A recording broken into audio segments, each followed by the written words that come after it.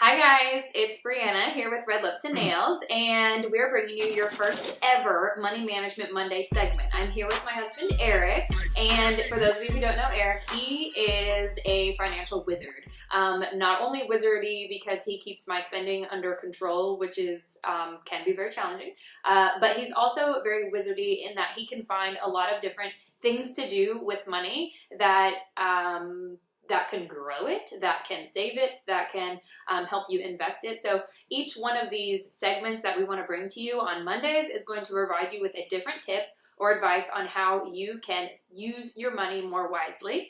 For those of you like me, you like to have nice things and you like fancy stuff and you like your nice handbags and your nice shoes, but in order to have those things, you've got to have money, right? So we figured this would be an important thing to talk about, and hopefully you can learn something. Maybe every single one of them isn't going to be something you've never heard before, but I guarantee you if you keep watching, you're going to learn something you haven't heard before. So Eric has worked in finance the majority of his career, graduated from TCU with accounting finance double major. What else? You've done lots of financy things. Yeah, I'm a CPA by trade. Oh, that's important. That's very important. Yeah, I'm not giving tax advice. You can feel free to call your CPA and ask them. Can I call my CPA? Yes, you can call yours. So one of the topics that I want to talk about today that I think is important is when you're starting a new job, or it's the beginning of a new year and you've always wanted to save, right, and maximize your saving and try to get ready for retirement. Maybe you're closer to that. Maybe you're just starting out, so it's not really a big deal. You haven't really spent too much time in that. Whenever you're onboarding, you're starting that new job, make sure you ask your employer if they have a retirement account, a 401k, depending upon the type of organization. Maybe it's not a 401k, maybe it's a 457. That is the exact same thing. It's just different terminology for IRS purposes. So, but make sure that they have that, and if so, ask them if they have an employer match. And what this means is if you put in a certain amount, they will typically match you.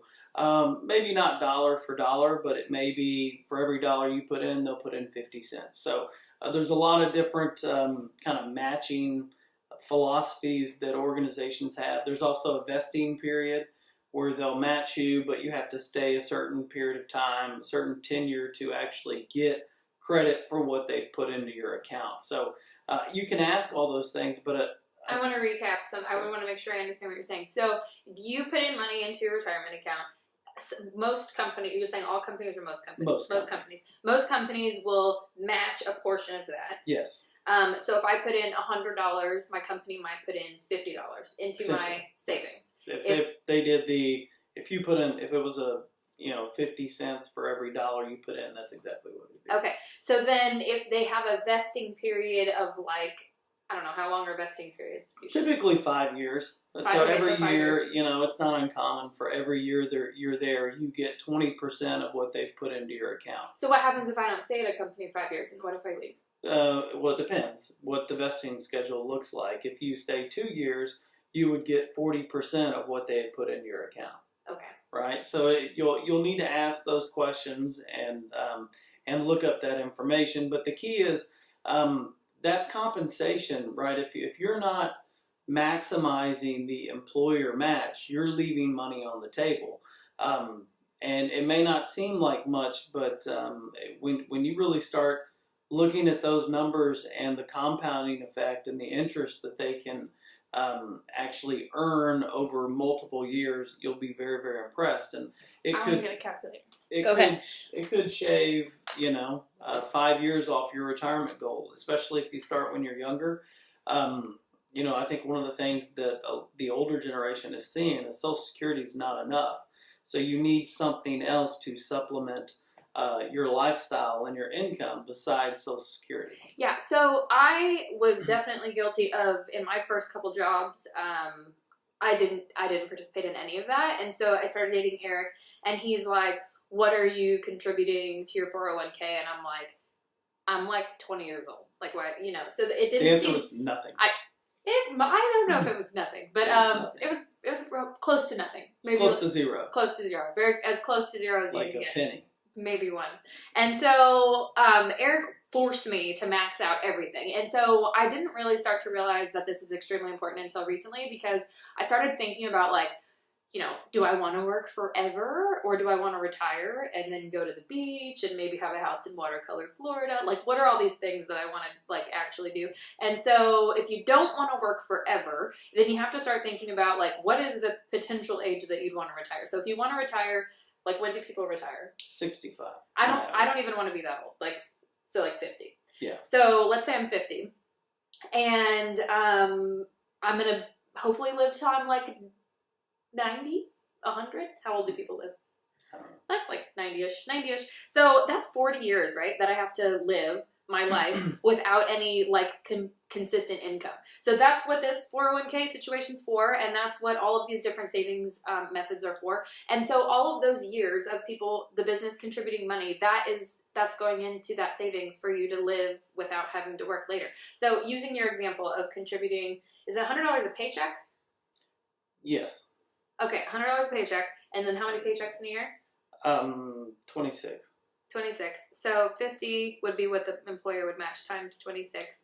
$1,300. So that's in just that example of the employer contributing $50 every pay period. Yep.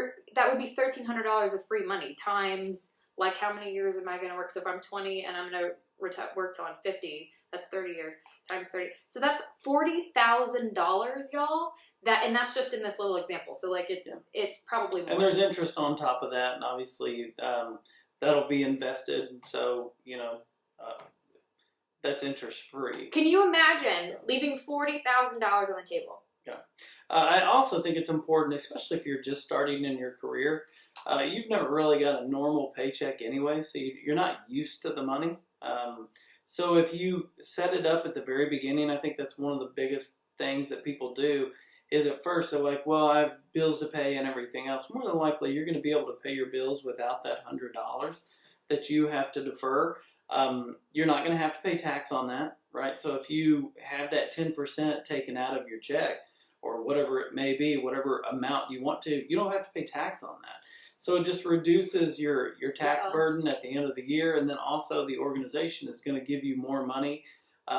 Later on in life, it's going to help you if you're trying to get a house. You know, having that statement balance, showing that you have those assets, are going to do nothing but help you. That helps you get a house? It could help you, absolutely. I mean, it shows that you have a balance sheet, you have assets on the books.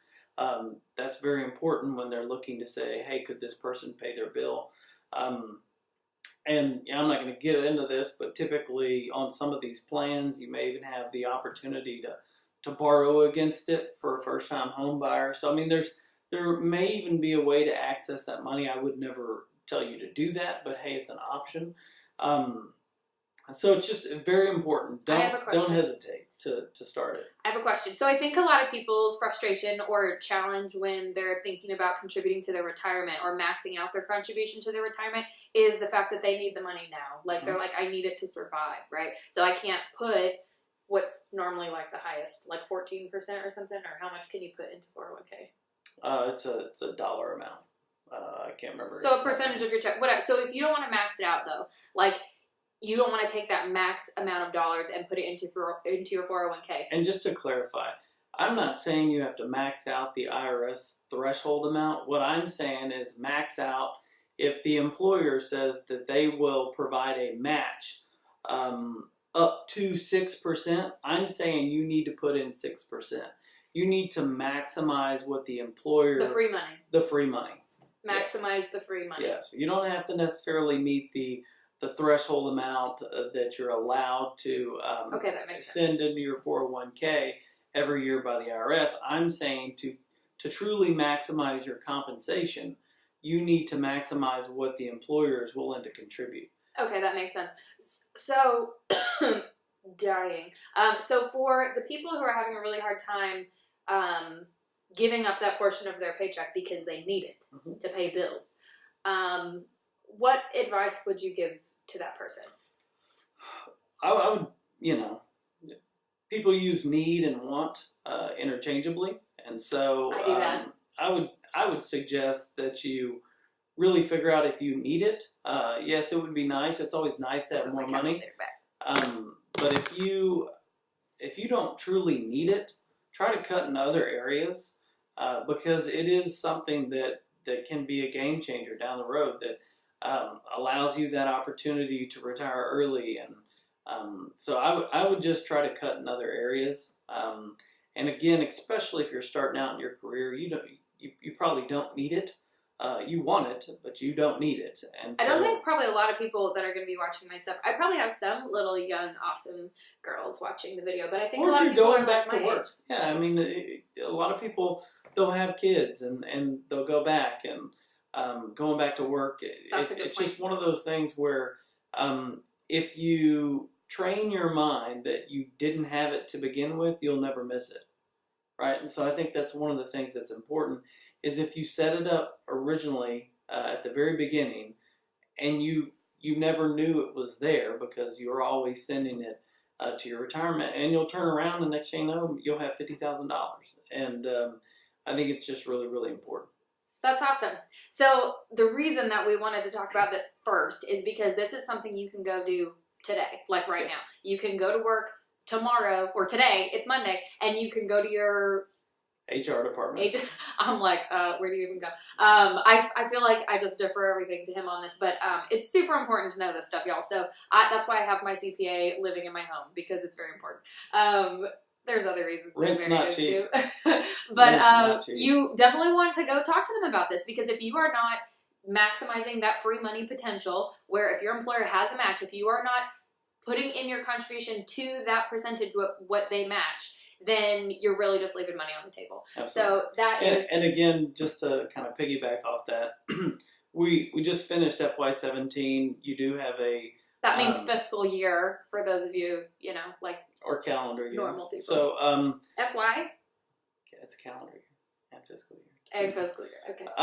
So, like I said, one thing that's important is this also can be used as a tax planning process too. So...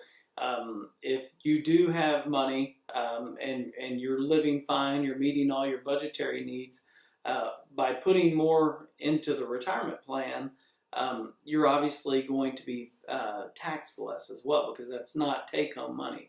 That's not taxable money. This is going to be pre-tax dollars. So, just kind of think through that, especially when you're going through your tax planning process. It's the end of the year.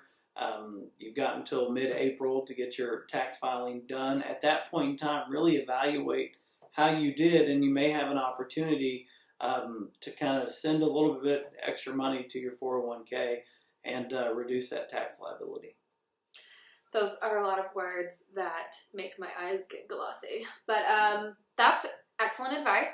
And every single Monday will not be this long, but every single Monday will be this insightful, and we'll bring you a completely different tip from all different categories of finance. So one day we might talk about investment ideas, or like strategies, or things that Eric has done that have worked for him, or I don't even know, because that's the only word I can think of that relates to money is investment. So it'll be a lot of different things, and Eric will be bringing you some exciting information. So hopefully that can just grow your money into something amazing, so you can have this fantastic life, doing the things you want, buying the things that you want, and living more comfortably. And if you've got any questions or anything like that, feel free to reach out to Brianna. Email me. I'll try to help you as best I possibly can.